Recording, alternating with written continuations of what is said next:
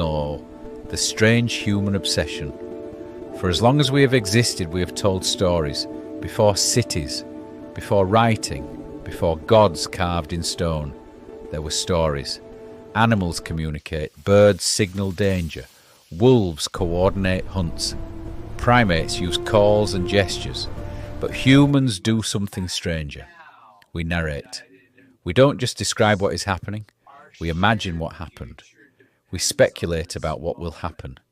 And most remarkably, we invent what never happened at all. Why? Why did one species out of millions become obsessed with storytelling? Why did we begin turning reality into narrative? To answer that question, we must travel back tens of thousands of years, long before books, long before civilization, to the first hints that something unusual was happening inside the human mind. The first signs of imagination.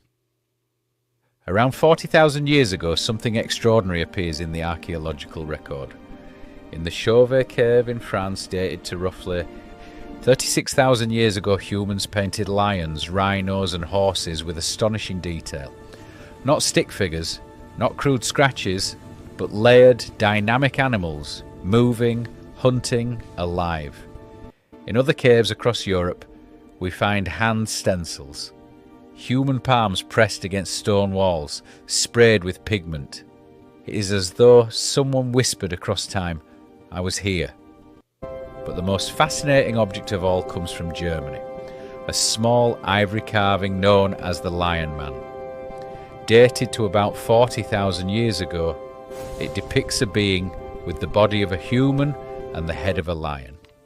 There has never been such a creature. It did not exist in nature, which means something revolutionary had occurred. Humans were no longer just recording reality, they were combining it, imagining beyond it, inventing. This is not mere art. It is evidence of symbolic thought, the ability to create shared mental worlds.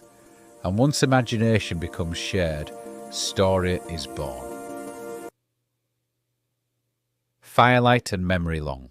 Before writing, humans relied on memory. Around ancient fires, stories were told again and again. Not because they were entertaining, though they probably were, but because they were useful. Stories taught survival, which berries were poisonous, which animals were dangerous, which valleys flooded in spring. But over time, stories did something more. They explained the unexplainable. Thunder was not just noise, it became a being. The wind was not random, it had intention. Before science, the world needed personalities. Lightning could not simply strike, someone had to throw it. It sounds primitive to us now. But in a world without meteorology, giving thunder a personality made it less terrifying. A named force is easier to understand than a silent chaos. Story brought structure to fear. The birth of myth. As human groups grew larger, stories grew more elaborate. By around 12,000 years ago, with the rise of agriculture, permanent settlements formed, and with settlements came shared identity. Myths began to explain not just nature, but origins.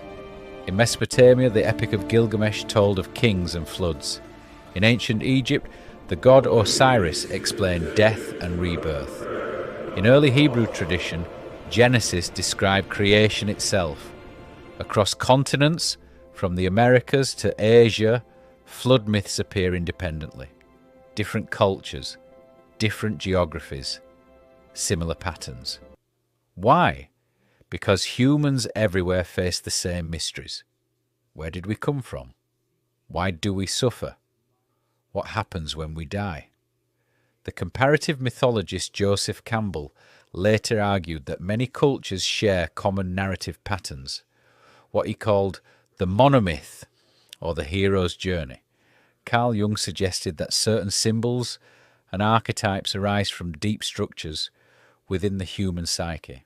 Whether one agrees fully or not, the pattern is undeniable. Myth is not random storytelling, it is organised meaning. stories as social glue. But myth did something even more powerful. It allowed strangers to cooperate. A small tribe can function on personal trust. Everyone knows everyone, but once populations reach thousands, personal relationships are no longer enough.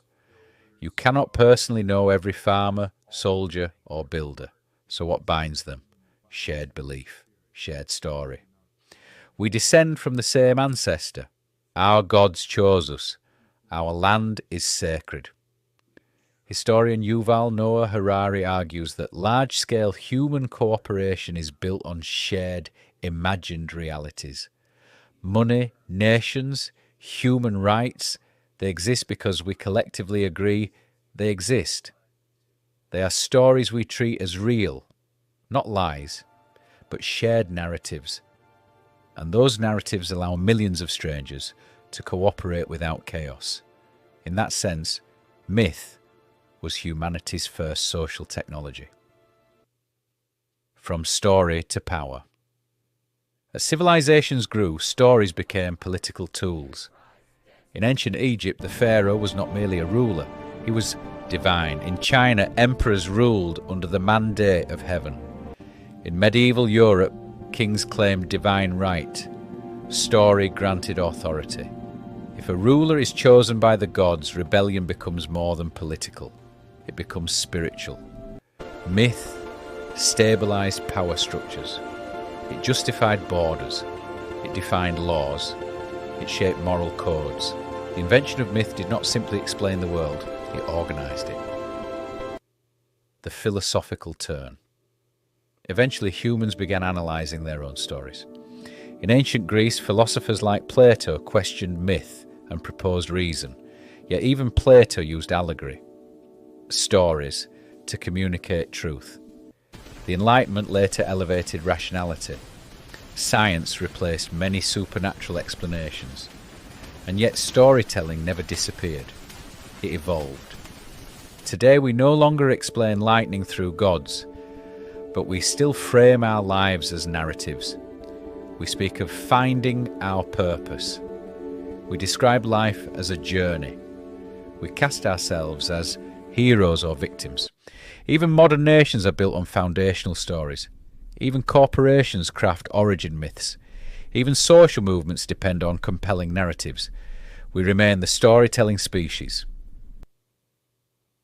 Why? Storytelling changed everything. Here is the deeper truth. Humans are not satisfied with raw existence. We do not tolerate randomness easily. We seek pattern. We seek plot. When tragedy strikes, we ask why. When success comes, we build a narrative around it. We do not merely experience reality, we interpret it. Other animals adapt to their environment. Humans reinterpret theirs. We are the species that turns memory into legend, fear into metaphor, chaos into meaning. That small cognitive shift changed everything. Because once we began living inside shared stories, we gained the ability to reshape the world according to them. Empires were built on myth.